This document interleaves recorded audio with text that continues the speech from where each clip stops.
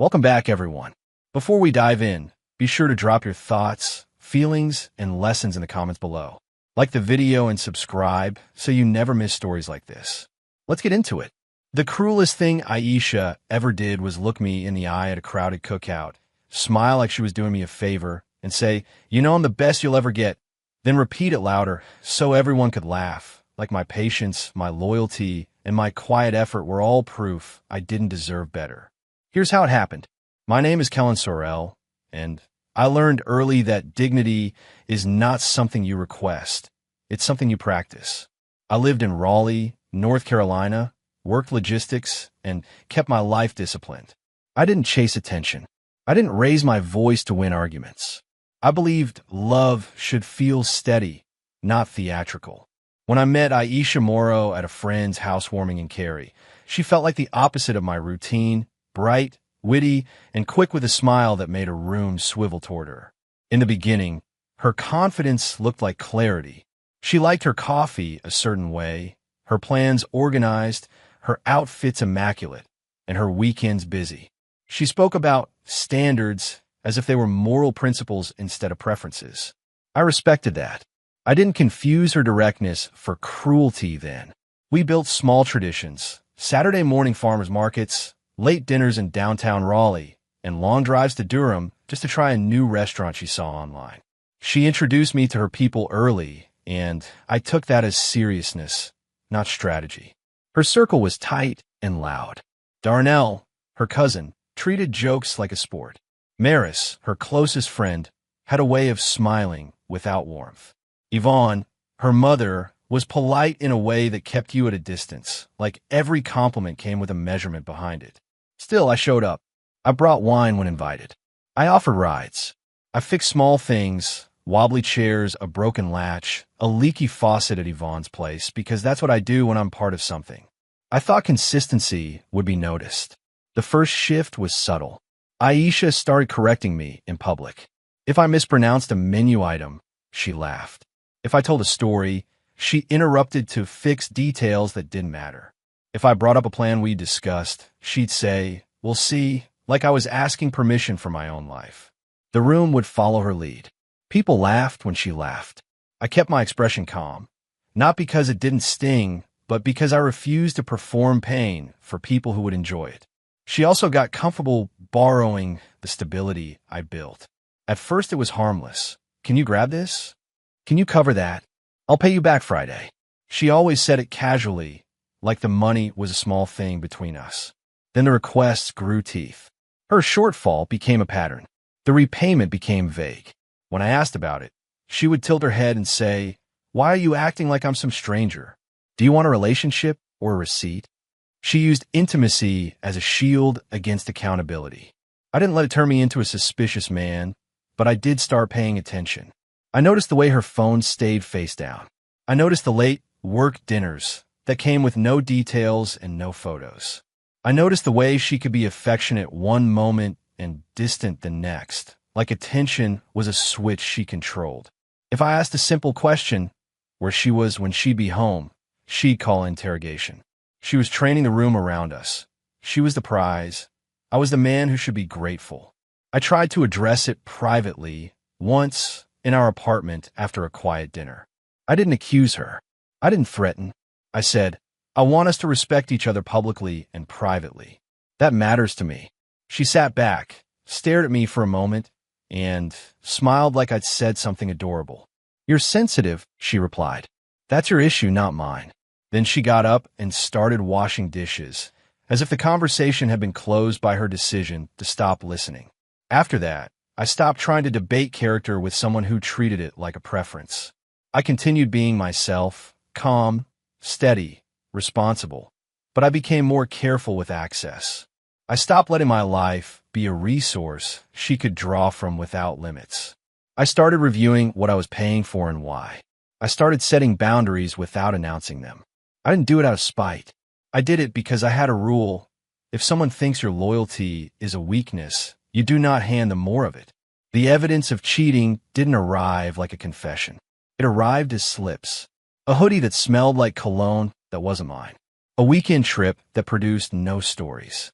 A new name saved in her phone Sloan, that she said was a co-worker. Then one night, while she was in the shower, her phone lit up on the counter with a message preview.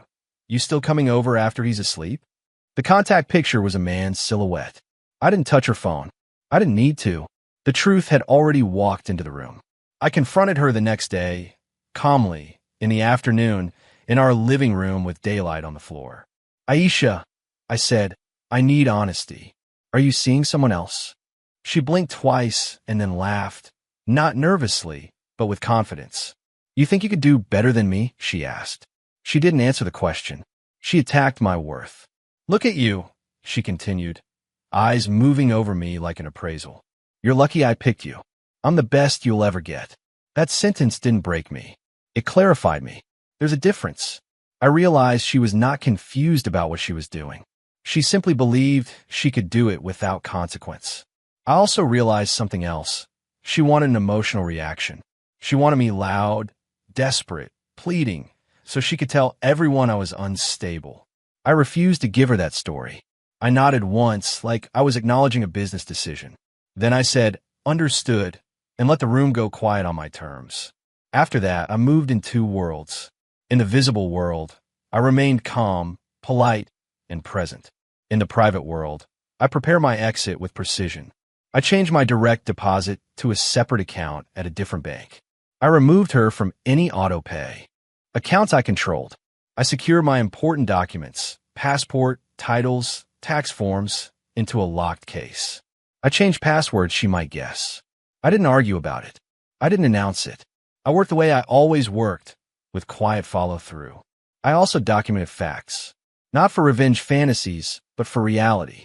When she asked for money, I kept the message. When she admitted she'd lied about where she was, I saved the screenshot. I kept the voice note she sent Maris, meant to brag, where she said, laughing, he'll never leave. He likes being chosen. He's too proud to admit he's nothing without me. Hearing it hurt, but it also removed the last excuse I could have used to stay. She did not respect me. She enjoyed the imbalance. Around that time, I got a call about a promotion, logistics lead for a larger operation based in Charlotte. It was better money, better hours, and an environment where discipline was valued instead of mocked. In the past, I would have discussed it with Aisha first and try to shape it around her comfort. This time, I accepted the offer quietly, signed the paperwork, and started planning. My success was not going to be a negotiation with someone who benefited from my stagnation. I didn't need permission to move forward. The next cookout was in a backyard in Raleigh, under a white tent, with music and paper plates, and people who enjoyed each other's laughter. Aisha arrived in a bright dress with that relaxed confidence she wore when she thought she owned the moment. She kept my arm a little too tightly, like a display. People greeted her warmly and greeted me in a way that felt like an afterthought.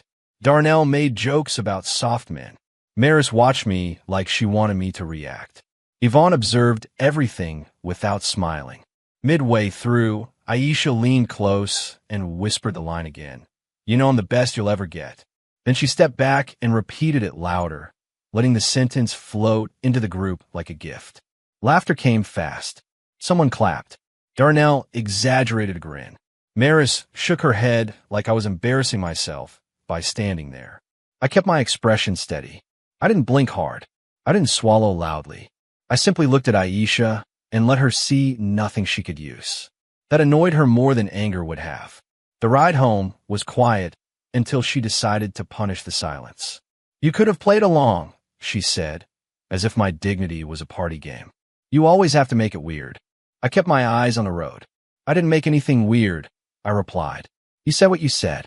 She laughed again. Because it's true, she said. And you know it. That night, she went to sleep quickly. I lay awake just long enough to finalize the plan I'd already started. Calm is not confusion. Calm is controlled. 2 weeks later, she wanted to host a dinner at our apartment. Our apartment meaning the lease in my name and the bills on my accounts. Let's have everyone over, she insisted. I want to show them we're good. I understood what she meant. She wanted the room to see her in power again. She wanted witnesses. That was fine. I didn't stop. I prepared for it.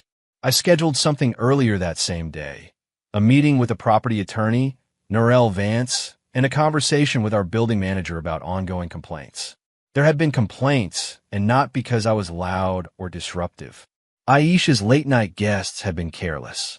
Music too loud, parking issues, arguments in the hallway. She dismissed it as people being jealous. I treated it as paperwork. The manager confirmed what I needed. Unauthorized occupants were a lease violation, and repeated complaints could justify a termination notice. I wasn't weaponizing rules. I was stepping out of a situation that was already eroding the stability I built. Norelle Vance made sure every action was clean, legal, and irreversible. Dinner night arrived. Aisha lit candles and arranged plates like she was hosting a performance. Darnell came first, loud and confident. Maris arrived with a smile that never touched her eyes. Yvonne arrived dressed as if she expected to win something. A couple of Aisha's friends I barely knew followed behind them, talking too loudly about someone else's relationship drama, as if cruelty was entertainment. I greeted everyone politely and kept moving. Aisha watched me like she expected me to trip. I didn't. I moved like a man who had already made his decision. Halfway through dinner, she turned it into a stage. She clinked her glass and stood. "I want to toast my man," she said, smiling as if she was generous. "Kellen, the man who thinks he's the prize." Laughter rolled through the room. Then she walked toward me, close enough for everyone to see the power play, and tapped my cheek lightly like I was an object. "Tell them," she said. "Tell them I'm the best you'll ever get." I looked up at her and kept my expression neutral. "You're right about one thing," I said. Her smile widened. "I know," I continued. "You really believe that?" Confusion rippled through the room. Maris scoffed, as if she could bully meaning out of the air. "Here we go," she muttered. Aisha laughed again, sharper. "Kellen, don't do this," she said. "You're not built for this." I set my napkin down carefully. "We'll see," I replied. The words were calm, not dramatic. And then the lock turned to the front door, the sound precise and final, like a stamp hitting paper. The door opened. Norelle Vance stepped in with a slim folder. Behind her, the building manager stood with a clipboard. Their faces were neutral, professional. No anger, no smugness, no theater. Aisha froze mid-smile. "Who is that?" she asked, voice suddenly uncertain. Norelle's eyes found me. "Kellen Sorrell?" "Yes," I said. Norelle nodded. "I'm Norelle Vance. We're here to serve notice." The manager cleared his throat. "This unit's lease is being terminated due to repeated complaints and unauthorized occupants," he said. Silence fell hard. Aisha blinked rapidly. "That's not. Kellen, tell him I live here," she snapped, trying to reassert control. I kept my tone even. "You stay here sometimes," I said. Darnell stood up fast. "Yo, you can't do that," he barked. I didn't look at him. "I can," I replied. And I did. Yvonne's expression tightened with outrage. "So you're embarrassing her in front of everyone?" she demanded. I met her gaze calmly. "No," I said. "She did that." I stopped catching her. Maris tried to laugh it off, but her laughter sounded thin. "He's bluffing," she said. Norelle opened the folder and held up a printed notice. "This is filed," she stated. "It is valid. The building manager will explain the next steps." Then she slid out a second document. "Additionally, Mr. Sorrell is preparing a civil demand regarding funds transferred under false pretenses." Aisha's face changed. Not anger first, shock. "What funds?" she asked, suddenly smaller in the room. Not because I pushed her down, but because the truth stood up. I stepped forward at one pace, calm, controlled. "The money you called rent help," I said. "The money you said was for your mother's car," I continued, eyes steady on hers. "The money you requested after weekends you said were girls' trips." Aisha's mouth opened. She closed it. She looked around the room as if someone might rescue her. No one did. Her confidence had always been borrowed from the belief that I would never enforce a boundary publicly. Now that belief was gone, and the room had nothing to replace it with. The manager spoke. "You have 20 minutes to gather essentials," he said. "The rest can be scheduled for pickup." Aisha's chest rose and fell quickly. Then she did something she'd never done in front of her people. She lowered her voice. "Kellen," she said, and it wasn't a performance. It was fear. "Please, Darnell shifted as if he wanted to argue for her, but Aisha lifted a hand toward him without turning her head. "Stop," she said, quiet but firm. That one word surprised everyone, including her. She looked back at me, eyes glossy. "I'm sorry," she whispered. The room went still. Maris stared like she couldn't process it. Yvonne stiffened as if remorse was an insult. Aisha swallowed and repeated it, louder, because she understood that apology without ownership is just another manipulation. "I'm sorry," she said. "I said those things because I like the power. I like knowing you wouldn't embarrass me back." Tears moved down her cheeks, and she wiped them quickly, ashamed of losing control. "I treated you like you were disposable," she continued. "You weren't. I was wrong." There was no laughter now, only air. I didn't soften my posture. I didn't step in to comfort her. I listened because remorse deserves to be acknowledged even when forgiveness is not on the table. "I thought you'd never leave," she admitted, voice shaking. "I kept pushing because you stayed calm, and I convinced myself it meant you didn't care." She looked at Norel, then at the manager, then back at me. "I did this," she said, finally owning it without outsourcing blame. "I made this happen." Yvonne opened her mouth, but Aisha turned her head slightly. "Don't," she told her mother. "Not tonight." I kept my tone level. "Apology doesn't erase the consequence," I said. "But it matters that you said the truth without dressing it up." Aisha nodded, crying harder now. "Tell me what to do," she pleaded. "Please. I'll fix it." Hope flickered in her eyes like she thought instructions could buy her way back into my life. I didn't insult her with cruelty. I didn't humiliate her with a speech. I gave her a reality that fit the moment. "Pay back what you took," I said. "Not because I need it," I added, "but because you do." She nodded, trembling. "I will," she whispered. Darnell scoffed like he wanted to reframe the room into a joke. "Man, are you really doing all this?" he muttered. I glanced at him briefly. "Yes," I said. One word. No argument. Maris finally spoke, quiet now. "This is extreme," she said. Norel answered instead of me.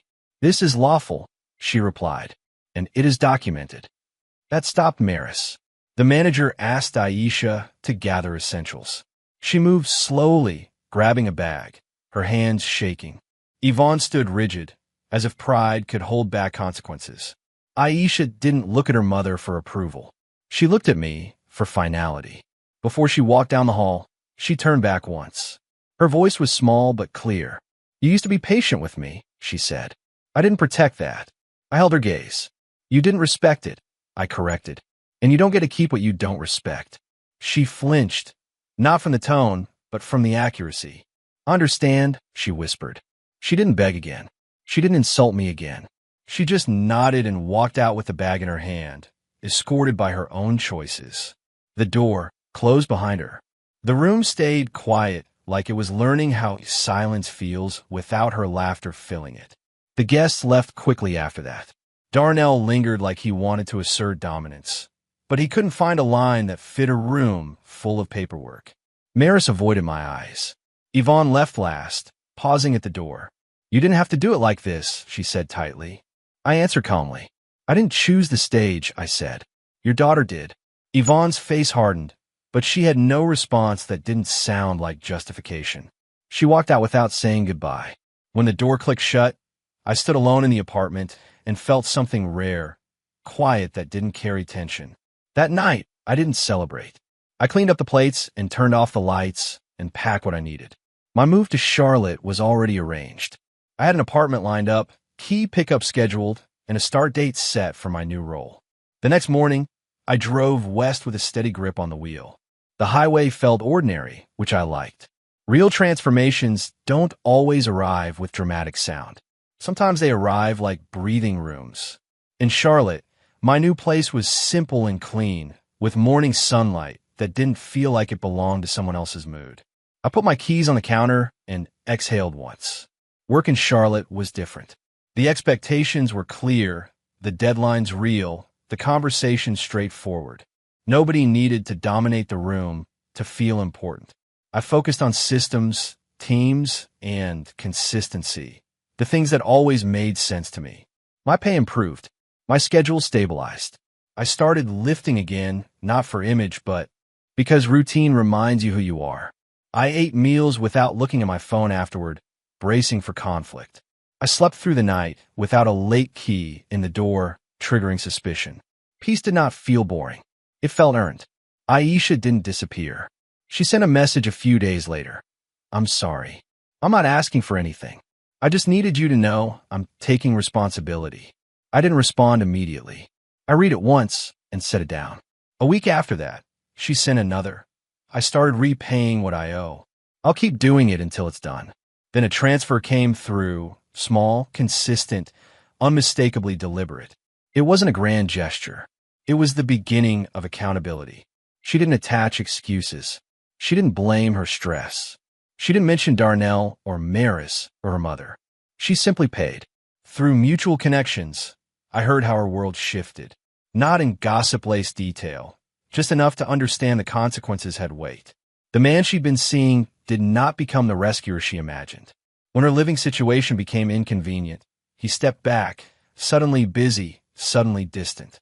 The people who laughed at me did not open their homes as quickly as they opened their mouths. Maris stayed close only as long as the drama was entertaining.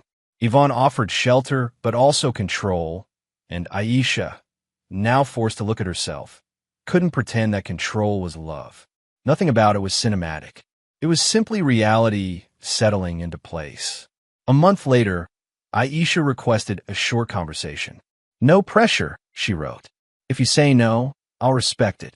That sentence alone told me the old version of her was cracking. I agreed to a phone call, not to reconnect, but to close cleanly. When she spoke, her voice sounded different, smaller, but not in a helpless way. More honest. I'm not calling to get you back, she said quickly, as if she refused to insult me with manipulation. I'm calling because I owe you a real apology, not the panic one from that night. Say what you need to say, I told her calmly. She inhaled. I used you, she admitted. I liked how steady you were, and instead of protecting that, I tested it. I made jokes at your expense because I wanted to feel powerful. I let my friends disrespect you because it made me feel chosen. Her voice shook. I told myself you were fine because you didn't yell. That was me avoiding responsibility. She paused. I'm paying you back, she added, and I'm also fixing how I move because I don't want to be that person. It was remorse without bargaining. I listened without changing my tone. You're naming it accurately, I said. That matters.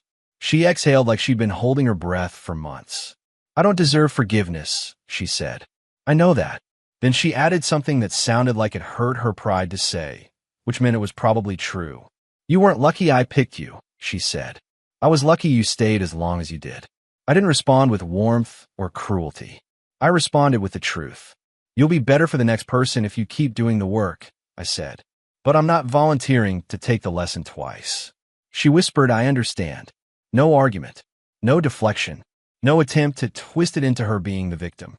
I won't contact you again unless it's about repayment, she promised.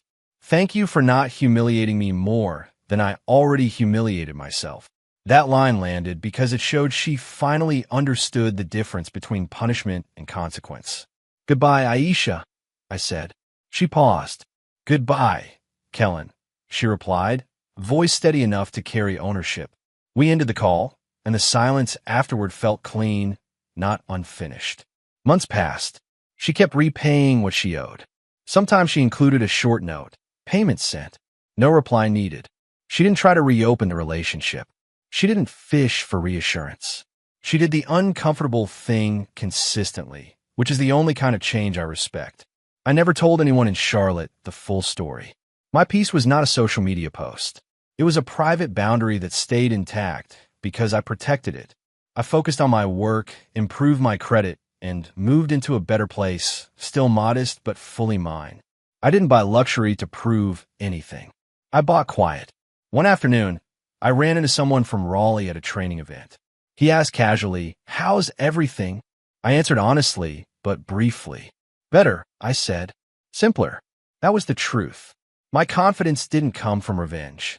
It came from alignment, my actions matching my values again. I slept well. I performed well at work. I built friendships with people who didn't need me to shrink to feel large. I started dating slowly, not from bitterness, but from discernment. I didn't rush to replace Aisha. Replacement wasn't the point. The point was having a life where respect was automatic, not negotiated. Near the end of the repayment timeline, Aisha sent one final message. Last payment sent. I'm sorry again. You were right to leave. I won't reach out again. I looked at the transfer, confirmed it, and set my phone down. I didn't feel victory. I felt closure. There's a clean kind of closure that comes when someone finally acknowledges what they did without trying to rewrite it into something softer. That remorse didn't undo the damage. It didn't restore the relationship, but it did confirm that karma had landed where it was supposed to, on her understanding, not just her comfort. If you asked her now, I don't think she described that night as me embarrassing her. She'd describe it as the moment her arrogance met paperwork. She'd describe it as the moment she realized I was never weak. I was simply controlled. And control doesn't mean you tolerate disrespect forever. It means you pick the right moment to leave without losing yourself. I didn't need a speech. I didn't need a crowd's approval. I needed my life back. And I took it quietly, the same way I built it, with consistency, boundaries, and follow-through. Aisha's laughter used to be the sound that tried to shrink me. Now, when I think of that sentence, I'm the best you'll ever get, it doesn't sting. It sounds like a person speaking from fear, trying to keep power by lowering someone else. The difference is that I don't take it personally anymore. I learned that some people don't want partnership. They want leverage. And the moment you stop offering leverage, they have to face themselves. Her remorse was real because it cost her comfort. But my transformation was real because it cost me access to a familiar pattern, and I chose peace anyway. That's what "until the door opened" really meant. It wasn't a dramatic rescue. It wasn't a new love walking in to clap for me. It was accountability arriving, quiet, legal, and final, inside the exact room where she tried to make me small. She learned that words don't evaporate just because they were spoken with a smile. I learned that calm isn't weakness, it's preparation. My life in Charlotte is private. My success is quiet. My boundaries are permanent. And the best part is simple. I no longer live in a place where love is measured by how much disrespect I can endure. If this ending felt clean, not messy, then you're my kind of viewer. Subscribe for more stories where disrespect meets consequences and the comeback stays private.